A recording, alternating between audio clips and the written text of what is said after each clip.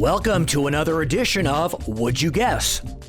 Now, if you think the United States is a country of immigrants, consider the state of Israel. Now, that is a nation truly built on immigration.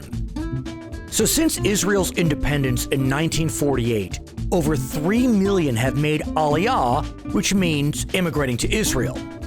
Now, looking at the last complete decade, the 2010s, what do we know about immigration to the state of Israel? So from 2010 to 2019, over 250,000 people made Aliyah. Specifically, 255,000 people moved to the state of Israel from 150 countries. Now, more than half, or 130,000, came from the former Soviet Union, mostly Russia and the Ukraine. More than 55,000 came from Europe, including a significant 38,000 from France.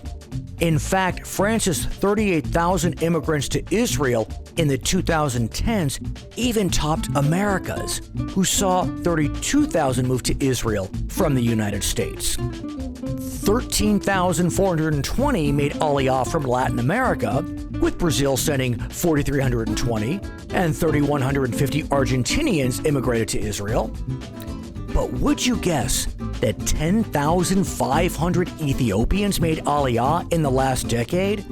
More than the 3,800 from Canada, or 2,550 from South Africa, or the nearly 2,000 from Australia and New Zealand, and the 1,180 from India.